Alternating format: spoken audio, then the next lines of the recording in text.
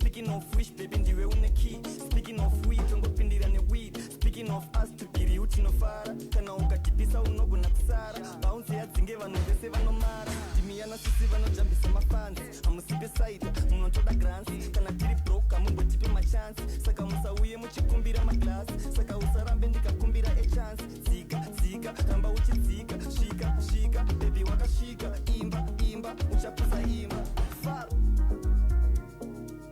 Yeah, Shy-Town, Bev, Wash away my sobs, wash away my tears. I wanna go near you, please. Hallelujah,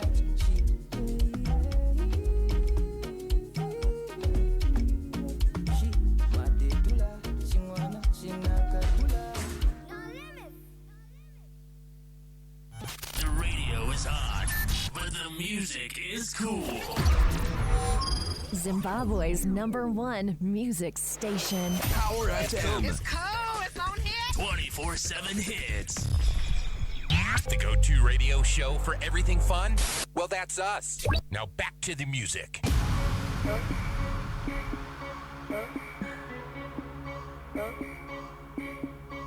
Master Remark. It's a beautiful morning to you and welcome to it. We are right here and available on our Facebook page. And if you're somebody who's into business, somebody who's loving the idea of starting something and you just want to know, but how? This is the time for you to come through because we do have a special guest in studio and I do want to introduce him to you. So we're going to be introducing him just now, but I do want you to get a chance to come through onto our Facebook page. And if you're somebody who likes to write notes, get your pen, get your paper, and make sure that you're writing notes because I do think this is an edition that will be of some kind of value to somebody who needs just that boost. We all know that adage that says, you know what, mind your business. And minding comes in so many things, or mind your 2 cents. Here, we come to mind our business because we want to do better. We want to literally translate what we are doing in our everyday business to make sense for us from where we are. So if you're somebody who's got an entrepreneurial mind, you're somebody who's got always an interest in furthering, their education in terms of all things business, because come through. We are starting on Mind Your Business. We want to get to that bottom line and make sure that everybody is making some money. I've got a special guest in studio. Hi, Nyasha. How are you? Good. How are you doing? How are you feeling? I'm okay. Are you sure? Yeah. How's the weather? Okay. When two people meet and they have absolutely nothing to talk about, the first thing they should talk about is the weather. The weather, yeah. Yeah, so how is the weather? Now the weather is great. You're feeling it? Yeah. All right. So I've got Nyasha in studio and he is my business consultant of the day and hopefully for many other days to come. He is not only the managing director and senior partner at his firm, but he also handles a lot of client relations with different stakeholders. So if you want to know why we have Nyasha in here, it's because he specializes mostly in advisory business development. So that means anupa advice kune munhu wese arikuda kutera, munhu wese arikuda kudzidza, munhu wese ada kugadzirisa zvinhu zvake. No, he's worked with over 500 companies and SMEs, blue chip companies, and he sits on a number of boards, and he's also passionate about the product and innovation that he gives to us, the individuals that would like to do better in business. Did I say that right? Yeah, that is correct. Yes, we do work with a lot of businesses, and our main focus is how do we help these businesses to build themselves from not just the registration, but also in terms of how do you get someone to actually say my business is running? All right, perfect. So we're going to get straight into it. I want to ask you the question. Can you explain to me the importance of conducting a thorough market research before one starts a new business? Because there's a lot of people that just go into the market, but there's something I've been hearing, market research. Can you just explain to us the importance of that? Okay. So with market research, the key importance is it helps you to identify your target market. That's the person that you intend to sell to. Who are they? What sort of disposable income do they have? What sort of preferences do they have in terms of your product that you want to sell to them? Okay. Also, thorough market research allows you to understand the competition. Who else is servicing your market? Who else is selling similar products to that same market that you want to supply to? It also helps you to assess the market size and potential to say, is there really a market for this product or for this service before you put in money and your time into selling or supplying that service. Also, it helps you to develop a product or a service that meets the needs of the market. That is very important because you might develop something without a full understanding of to say, what does the market really need? So your service might just be hanging, or your product will just be hanging in the market. No one can consume it because it meets no need at all. And also it helps you to set realistic pricing. You know, when you develop something, let's say maybe you are someone who's developing maybe your honey products at home, and you do not have a proper understanding of how other competitors are pricing their products. You know, you feel attached because it's your product. So you'll get into the market and you'll tell people, no, because it's $5. But yet maybe everyone else is selling at $4 or $3, depending on the type of target market. So thorough market research will allow you to do realistic pricing and also come up with effective marketing strategies, how to then reach the people that you want to sell to. I could say that, you know, they say that knowledge is power, so you cannot really sell to someone that you don't know. Okay. So you need to make sure that you know the customer, know the competition, know the needs of the customer, know the pricing of your competitors and how your competitors are approaching that same market. Whatever information you can gather, I would say just go and gather it. There is no such thing as too much market research. And it's something that you'll find that even after the business has started, it's a ritual. It's something that you're going to be doing all the time. All right. So I have two questions from the question that I've just asked you. There are other products. What you're saying, somebody's got honey and they say, I need honey kapinga, and it's the best one on the market. And they just get into the market and say, if somebody wants this, I'm of a niche, so they must just come to it. What do you say to that kind of entrepreneur, that kind of a business model? And also, you also talked about market. Is there such a thing as a saturated market, especially in the Zimbabwean context that we have now?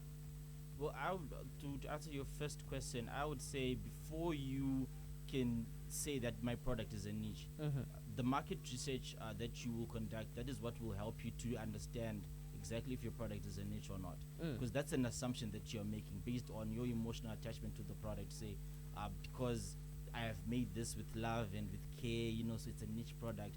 But you haven't really gone into the market and spoken to people, gone into shops and looked at other similar products. So I would say before you can make that assumption, do your market research. So is this market research important even now in Musika? Market research is everything when it comes to how you then approach the market, because if you do not do your thorough research, as I explained, your product may just be hanging in the market and you don't know why people are not buying. Then you start blaming all sorts of things. But I would say when you do your thorough market research, you can then be able to understand, say, okay, so maybe let me start off by marketing like this, then grow my sales, or let me just approach the market in this way. Because all of that information, you are informed through the market research that you do. So even if wind up Hamsika, for example, there's information that you will get. That is market research. Whatever information that you can get.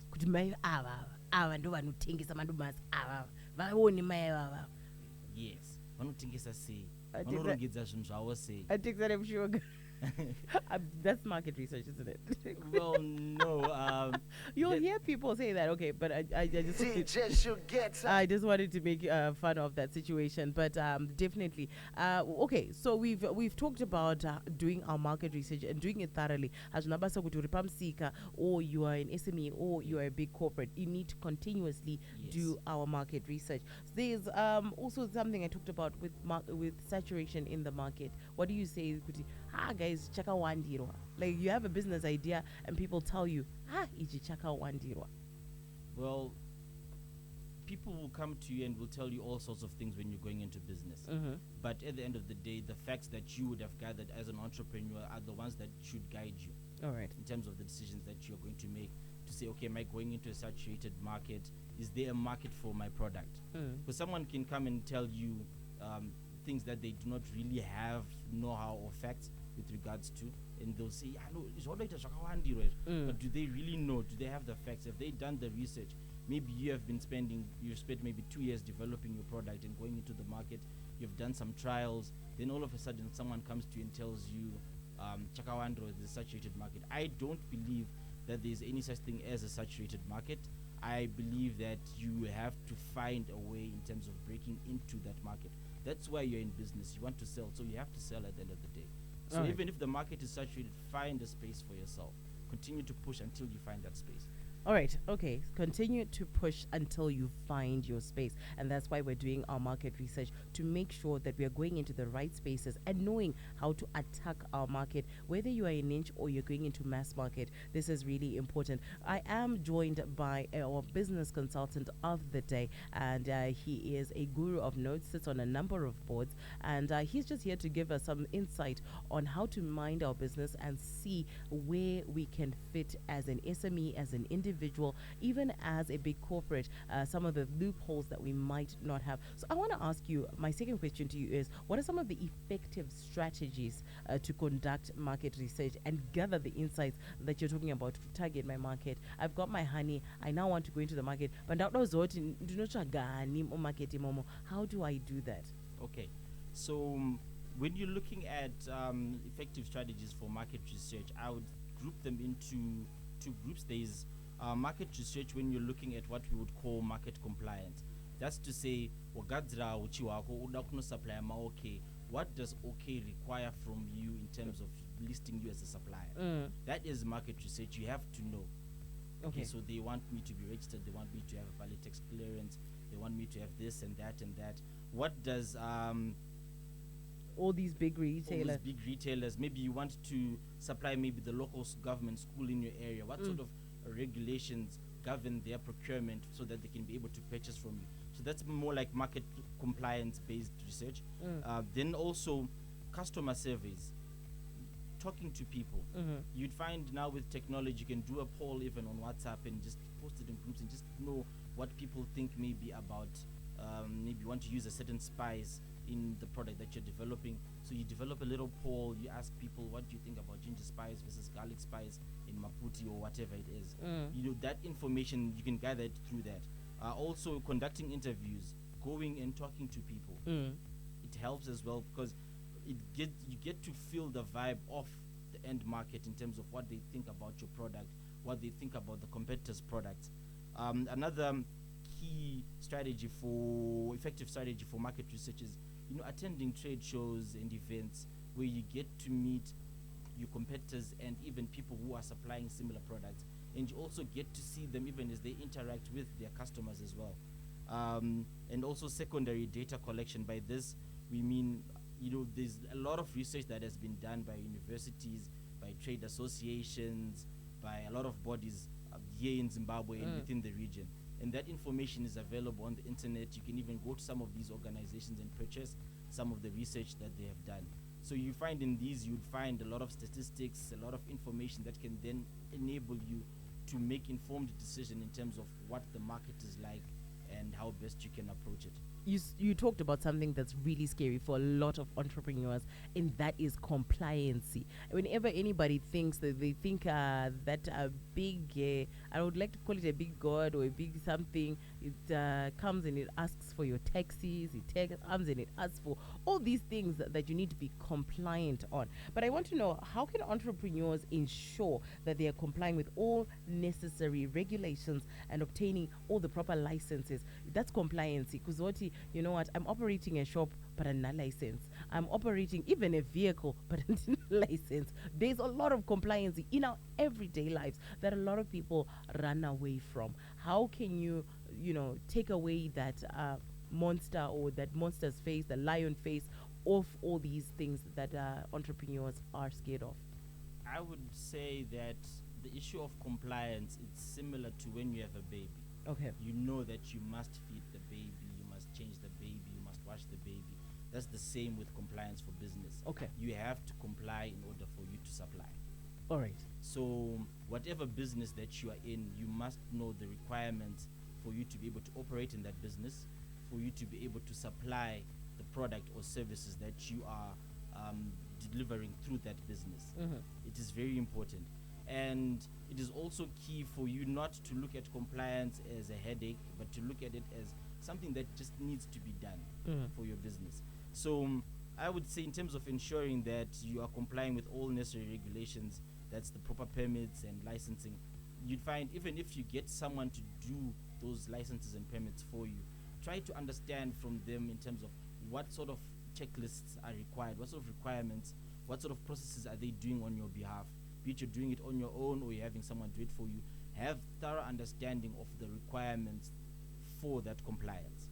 Then also, within your admin system or even in your notebook at home or whatever, know and write down to say, okay, tax clearance changu expire muswakati. Chakat changu expire muswakati.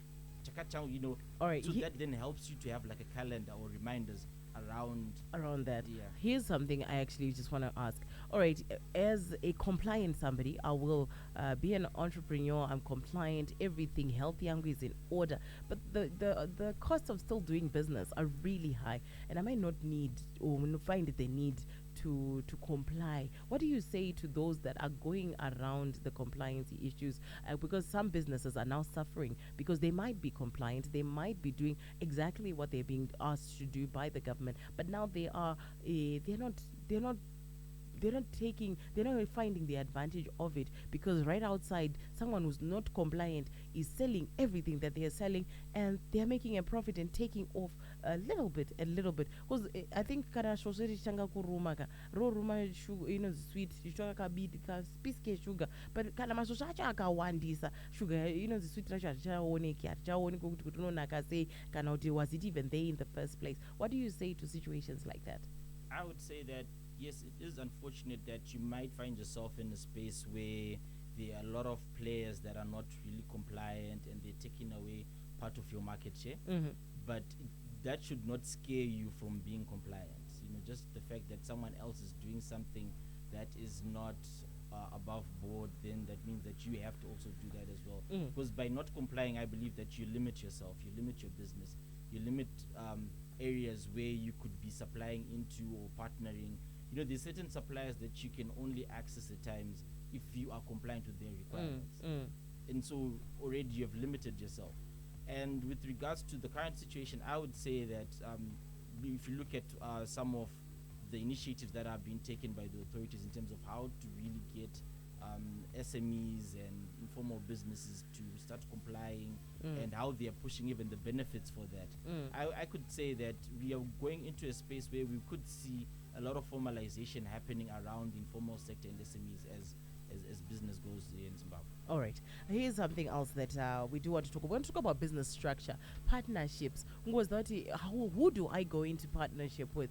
Is there a way to decide how I go into business, the business structure? Am I going to go at it by myself? And what are some of the advantages and disadvantages of being a sole trader, a partnership, or even just being a big conglomerate or a corporation? How do you go around that? Okay, so I'm going to sound a bit technical, but when you're looking at the decisions that you have to make when you're deciding on the business structure, which is either you're going for a sole proprietorship, partnership, or a corporation, we look at things such as liability, for example.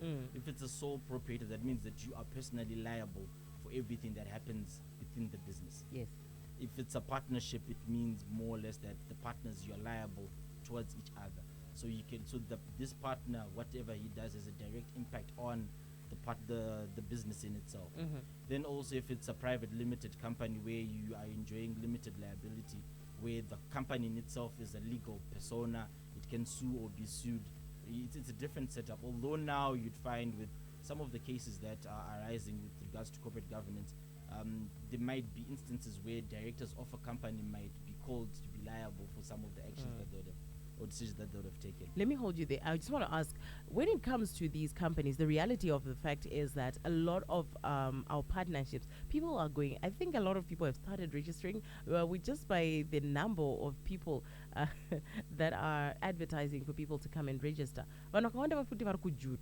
in terms of just wanting to register. You'll find people are using quite a lot of money to get registered, and then they find out their tax clearance is fake or something like that. That's happening in the world. But at the same time, when I go into a partnership and it's compliant and everything is fine, is there a way to determine whether the partner I've chosen for my business is the correct partner? Because you'll find good to a private limited company, and then it's got its shares, it's got its directors, then 3 years down the line or 2 years down the line at Shada. Is there a way to go around that? Those two things. The you were saying compliant, but are you the guys that are registering as business consultants? Are you? How do you know? How do you know? This is the correct way to do things. Then after that, we've registered. Is there a way for me to say, this guy, I shouldn't have gotten into business? There's a lot of fights we find. Why are you guys splitting? I shouldn't have gotten into business with him in the first place. And then the business goes backwards, and instead of going forwards, because the directors are going in 7 different directions. Now all of a sudden, we've cropped, the same business has 3 types of businesses that have cropped out of it. Instead, what do you think? So I'll start off by answering your first question, which is to say, a lot of people are complaining and all these things that are going on. I would say that it is very important for you as the business owner, the prospective business owner, to, let's say you've engaged a supplier for a certain service, to sit down with that supplier, do your research, ask other people if you can, find out from them exactly what sort of processes are they going to be doing for you, get as much information as you can, be very clear on that, and also try and see as well if, because you'd find, let's say you found someone on social media, and you went into their inbox and you discussed with them, and they said, no, we can register a company for you. Then next thing, you are putting money on Inbox or any one of these payment platforms. You haven't seen the person, you haven't spoken to the person, you haven't really understood from them what sort of processes are they going to be doing. So I would believe that it's very important for you to know who is supplying you. You'd find if you were to go to the Department of Companies and Intellectual Property, they've got a list of consultants that they have said these are consultants that we can. You say it's the Department of Companies and Intellectual Property. Okay. Companies and Intellectual Property. All right. Yes. Yes, they've got lists of consultants that they would recommend to say these are consultants that we've registered in our system that you can work with. Okay. If you were to even go to your peers, for example, someone that you know in business, you could ask them who did your paperwork for you, because he's referring to someone who he has a track record with already. That is something that can also help you in terms of finding someone that is a bit more reliable in terms of working around this. Across all sectors of business, but it's a matter of you having done your due diligence first to ensure that you've got the right person to assist you. With regards to knowing if it's the right partner, when you start a business and you sit down with someone and say, we want to start this business, I believe it's important for you to make sure that you've got shared values with regards to the business that you want to start. Understand what sort of input is that person going to be bringing into the business, and be very honest with each other when you're starting. Don't just start to say, because Tatungo we run a business, so it's 50-50. No, what is that person bringing? What does that person expect from the business? Maybe you're going into a business with someone who, after 3 months, after the allowance, as opposed to say, you are of the mindset to say, I will keep investing back into the business over 5 years. So when you have that understanding of someone and you ensure that you are equally yoked, I would say that yes, you've got a basis now of saying we can form a partnership. But if not, and you feel that you're not really sure, try to have maybe contracts or shareholders agreements that you put down, and you state, in the event that this happens, this is how we're going to split, this is how you're going to sell your shares back to me, or whatever it is. All right. You spoke about people knowing their rights, their copyrights, their trademarks. How can entrepreneurs effectively navigate the process of obtaining those things, your patents, your trademarks, your copyrights? Because there's a lot of products in the market, and you'll find, Kuti, there's also a lot of copycats that are coming out in the market. How can one secure themselves? And what are the differences? Patents, trademarks, copyrights. It all sounds the same, but what are the differences? Okay. So intellectual property, I'll start off by saying that intellectual property is in fact property. It it is something that has got value and it will gain value over time. So you need to take the proper steps in terms of ensuring that that property is well secured. All right. This depends, of course, with your budget and what sort of consultant or legal firm that you will be working with.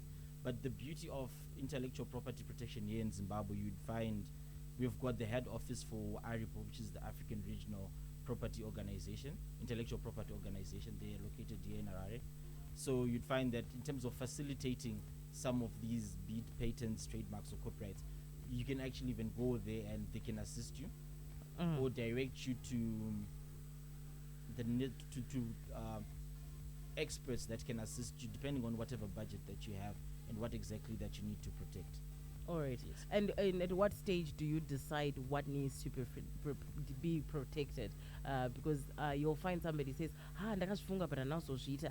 At what stage of each intellectual property idea that we have do we then say, I think it's right now? Is it the time when I think of the idea, or is it the time when it starts selling? I would say if you can do it at the time when you think of the idea and you're developing that idea, you could go ahead and do it. But you'd find that in most cases it's a matter of the finances for someone to be able to then say, I want to protect my idea, let me go and look for a lawyer to assist me. So most people might take that route to say, I will do it once I start selling and getting some revenue that can then be able to enable me to cover these costs.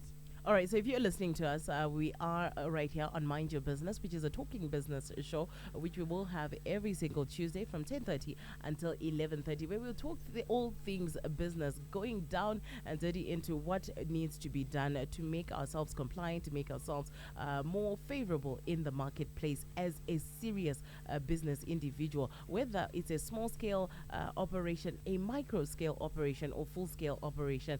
This is the time where we come together and just put our heads together to just find out how best can we serve the market, how best can I prepare for the market that I have. You can come through on our WhatsApp platform, that is 0712-831-172. That's 0713-831-172. If you have any questions, in the studio we do have Nyasha Hove, who is a business consultant guru. Now he does deal with a lot of registering of companies, growing companies, developing concepts, and making sure that you end up as a profitable business. There is a need for us as individuals who have an entrepreneurial spirit to come out strong. And it's always good to have the right consultant with you should you not know how to do it. So I want to ask for you, there are some people that have just gone out into the market, have said, in the idea, I'm going to go better up and things just flow.